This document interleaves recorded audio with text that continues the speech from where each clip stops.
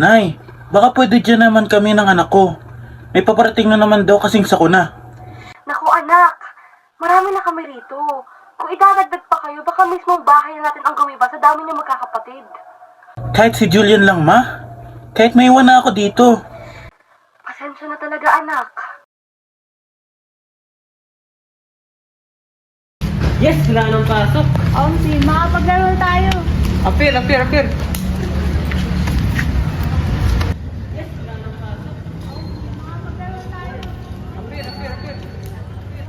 Halika na, Julian. Pasok na. Ito na po tayo.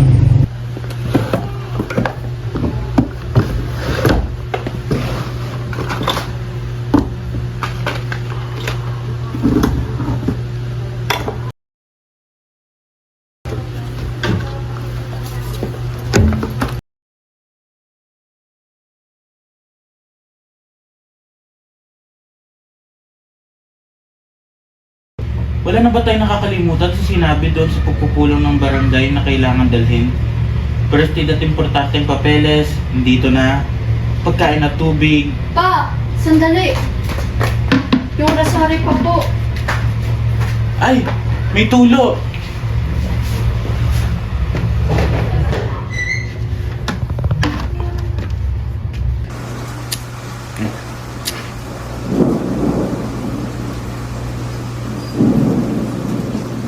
Pa, natatakot ako sa kidlat.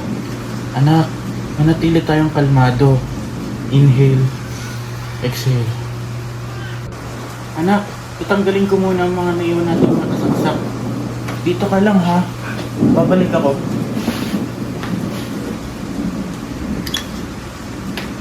Pa, pabuti dito ka na. Likas Anak, tara na. Isa na tayo. Sinasay ko para lumikas.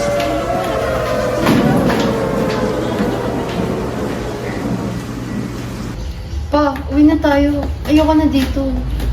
Anak, maghintay lang tayo ng balita. Konting tiis na lang. Pa, naiwas ko na si mama. Buti dala ko kanyang rosary. Kung nakapagmanda tayo gaya ng ngayon, anak, isama pa natin siguro ang mama mo. Malaga ang maging handa at maging alerto.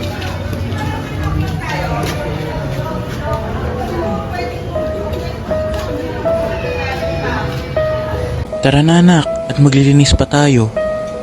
Oo nga pa, dapat itapon na natin agad yung mga balde na linagay natin para sa tulo ng bubong natin. Tapos, bago tayo magsaksak, tignan mo muna natin kung ito'y basa. Ang galing talaga ng anak ko. I love you anak. I love you pa. Gaya ng sinabi ni Julian, oo, nawalay sa amin ang kanyang ina at ang pinakamamahal kong asawa. Ilang taon na rin ang nakalipas nang siya'y mawala. Ngunit alaala pa rin niya ang aming inaalala. Namatay si Julia dahil mas pinili niya kami kaysa sa kanyang sarili. Maliligtas ko na sana siya, ngunit tinangay siya ng tubig. At ang masakit pa doon, hindi na namin nakita ang kanyang labi. Kaya kung inyong mapapansin, sa makabagong panahon, kami mas handa at alerto sa mga dapat gawin pagdating sa mga ganitong sitwasyon. Dahil takot na kaming maulit iyon. Ngunit isang bagay lamang ang hindi ko kakayanin o kahit kailan hindi ako magiging handa. At ito ang mawalay sa akin, ang taong mahal ko. Wag lang si Julian, wag lang ang anak ko. Kaya't ginawa ko ang aking makakaya. Sumama ako sa mga pagpupulong ng mamamayan, ng purok, at ang mga namamahala kung paano malulutas ang mga sakuna na ito. Kaya ngayon na narinig mo ang aking kwento, ikaw ay aking tatanungin. Handa ka na ba?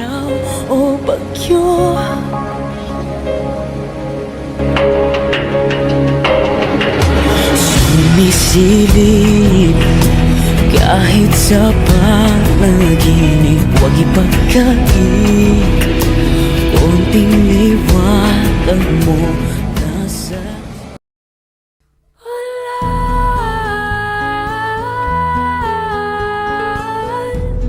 Sinong di mapapasaya